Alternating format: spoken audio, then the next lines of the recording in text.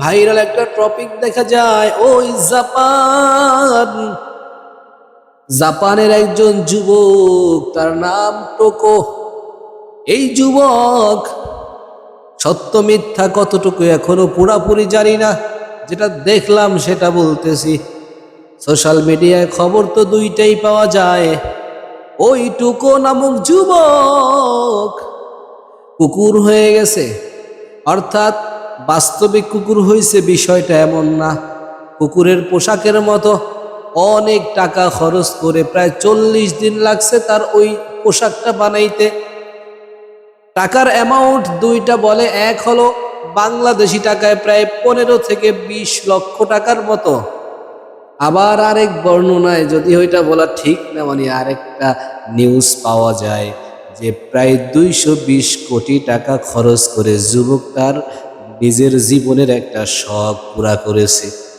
আরে নবীর উম্মতের দল, আজ আপনি আমি এমন এক নবীর উম্মত, যেই নবী বলে গেছে, মান আহাব্বা সুন্নতি ফাকাদ আহাব্বানি ওয়া মান আহাব্বানি কানা মাই ফিল জান্নাহ। যে আমি নবীর একটা সুন্নতকে মুহাব্বত করবি, সে আমি নবীকেই যেন মুহাব্বত করলা। আর আমি নবীকে যে মুহাব্বত করছো, সে আমি নবীর সাথে জান্নাতে থাকবা। নবীর একটা সুন্নত মানার জন্য যদি প্রশ্ন করা হয়, তুমি জীবনে কয় টাকা খরচ করেছ? এর যুবক, নামাজে আসো তো সুন্নতি পোশাকটাও তো নাই। পবিত্র জুমায় আসো, সেখানেও সুন্নতি পোশাক নাই। এরে এলাকার যুবক ভাই, যারা আমার এই বয়ানটা শুনবেন, সবার কাছে অনুরোধ, আমার নবীর সুন্নত জিন্দা করার জন্য টাকা ব্যয় করা শুরু করে দাও। ওইদিকে জাপানে যুবক কুকুর সাজার জন্য 220 কোটি টাকা, অথবা বাংলাদেশি যেটা বলা হয় 15 থেকে 20 লক্ষ টাকা, যেটাই হোক, যেই অ্যামাউন্ট খরচ করে আজ বিশ্বের মধ্যে তাক লাগিয়ে দিল। তুমি আমি আমার নবীর সুন্নাত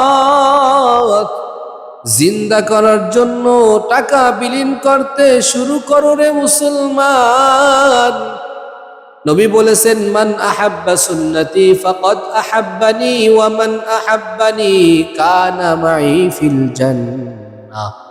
নবীর একটা সুন্নত যদি কেউ আঁকড়ে ধরে, মুহাব্বত করে, ভালোবাসে, সে নবীর সাথে জান্নাতে থাকবে। আর আল্লাহ পাক কোরআনের ভিতরে বলেছেন, কুল ইন কুনতুম তুহিব্বুনাল্লাহ ফাত্তাবিউনি ইউহিব্বুকুমুল্লাহ ওয়া ইয়াগফির লাকুম যুনুবাকুম ওয়াল্লাহু গফুরুর রহিম।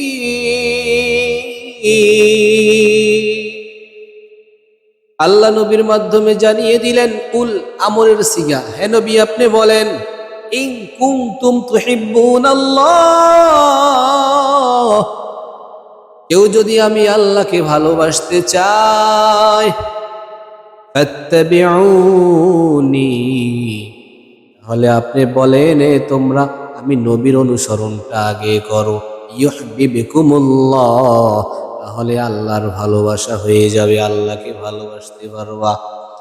অর্থাৎ বুঝাইল, নবীর সুন্নত, নবীর আদর্শ, নবীর জীবন ব্যবস্থা, নবী যেটা করেছেন, মা আতাকুমুর রাসূলু ফাখুযুহু ওয়া মা নাহাকুম আনহু ফান্তাহু, নবী যেটা নিয়ে আসছেন ওইটা গ্রহণ করো, নবী যেটা না করেছে সেটাকে বাদ দিয়ে দাও। আজ ওই জাপানের যেই যুবক কুকুর সাজলো, এরে নবীর উম্মতের দল, ইসলাম বলে একজন মানুষকে আল্লাহ সর্বশ্রেষ্ঠ মাখলুক বানাইছে, আর কুকুর সর্বনিম্ন প্রাণী। কুকুর শুকর, ঠিক না? এটা আমরা প্রায় তো বলি। এরে নবীর উম্মত, জানি না তার মেধায় কেন এটা করলো, অবশ্যই মনে হয় বিধর্মী, না হলে কেন করবো? মুসলমান তো এটা কখনোই করতে পারে না। বিধর্মী দেখেই আজ এটা করেছে। আমরা দোয়া করি এইরকম খারাপ কাজ যেন দেখে দেখে আবার আমার মুসলমানের সন্তানেরা কোনো কিছু করতে দুঃসাহস না দেখায়। কারণ বর্তমান সোশ্যাল মিডিয়ায় যেটা ভাইরাল হয়, ওইটাই আবার আমার মুসলমানের যুবকেরা আইডল হিসাবে ওইটাকে ফলো করে, ওই সাজে সাজতে চায়। ওই যে মেসি নেইমারের কথা গত কয়েকদিন আগে বলেছিলাম, মেসি যেইভাবে চুল কাটে, আমার দেশের হাজার হাজার যুবক হুবহু ওইভাবেই চুল কাটলো। ওই নেইমার যেভাবে কাটছে, ওই আরো কারা কারা বলে, সাকিব আল হাসান সহ আরো বিভিন্ন যারা যারা আছে, যেইভাবে চুল কেটেছে, আমার আপনার সোনার দেশের সোনার ছেলেরাও ওইভাবে যুবকেরা চুল কাটিয়া ফ্যাশন ধরলো। আরে নবীর উম্মতের দল, ফ্যাশন যদি ধরতে হয়, আইডল যদি মানতে হয়, আমার নবীর চেয়ে বড় আইডল পৃথিবীতে কেউ নাই। আমার নবীকে আল্লাহ তাআলা দুনিয়ার মধ্যে সবচেয়ে সুন্দর করে বানাইছেন। হাদিসের বর্ণনা এসেছে, আহসানান নাসি ওয়াজহা।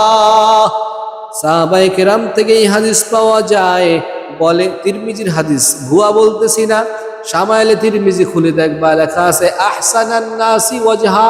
দুনিয়ার মধ্যে যত মানুষ আমার আল্লাহ বানাইলেন, সমস্ত মানুষের মধ্যে আল্লাহ পাক আমার আপনার নবীকে সবচেয়ে বেশি সুন্দর করে বানাইছেন। এরে নবীর উম্মতের দল, অতএব সেই নবীর সুন্নত বাদ দিয়া দ্বিতীয় কোনো আদর্শ মডেল অথবা কোনো অভিনেতার মডেল আদর্শ আমরা গ্রহণ করতে পারি না। দুনিয়ার সমস্ত মডেল আদর্শের ভিতরে নাপাকি আছে, দুর্গন্ধ আছে, 2 নম্বরই আছে, ভেজাল আছে। আর আমার আপনার নবী, গুগলেও সার্চ দেন, এই গুগল আবিষ্কার করেছে, এটা তো মুসলমান না, বিধর্মীরা আবিষ্কার করেছে, তারপরও ঠেকায় রাখতে পারে নাই। গুগলে যদি সার্চ দেন, পৃথিবীর মধ্যে সবচেয়ে সুন্দর দামি 1 নম্বর লিস্টে কোন মানুষটা ছিল, গুগল দেখবেন উত্তর দিয়ে দিবে, পৃথিবীর মধ্যে সবচেয়ে ভালো মানুষ ছিল মুহাম্মাদুর রাসূলুল্লাহ। এরে নবীর উম্মতের দল, যেই নবী এত সুন্দর আদর্শ দুনিয়ার জমিনে এনে এই উম্মতকে শিখিয়ে গেলেন, এরে আমার উম্মতেরা, তোমরা আমি নবীর আদর্শ গ্রহণ করো। আমি নবীর আদর্শ বাদ দিয়া ভিন্ন পথে চলবি না রে আমার উম্মত, তাহলে বনি ইসরাইলের মতো দলে দলে ভাগ হয়ে যাইবি। আমার নবী এক হাদিসের মধ্যে বলেন, আমার উম্মত শুনে নাও, বনি ইসরাইলের উম্মতেরা 72টা দল হয়েছে, আমার উম্মতের দল হবে 73টা। সব দলগুলো জাহান্নামে যাবে, একটা মাত্র দল শুধু জান্নাতে যাবে।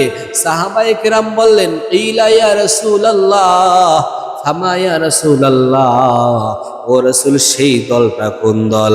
নবী আমার জানায় দিলেন, মা আনা আলাইহি ওয়া আসহাবি, আমি এবং আমার সাহাবায়ে কেরাম যেই মতের উপরে, যেই পথের উপরে, যেই আদর্শের উপরে ছিল, এই মত, এই পথে আদর্শ যারা অবলম্বন করবে তারা হবে জান্নাতি, বাকিরা হবে জাহান্নামী।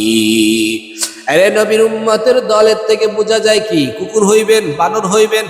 কয়েকদিন পর পর আরো কত কিছু খবর শুনবেন। এখন তো কুকুরেরটা শুনছেন, না জানি কবে মডেলিং করে শখ করে আবার শুকুর হয়ে যায়, শুকুরের পোশাক পরে, নাউজুবিল্লাহ। আল্লাহ এগুলা থেকে আমাদেরকে হেফাজত করেন, এগুলো বড় খারাপ।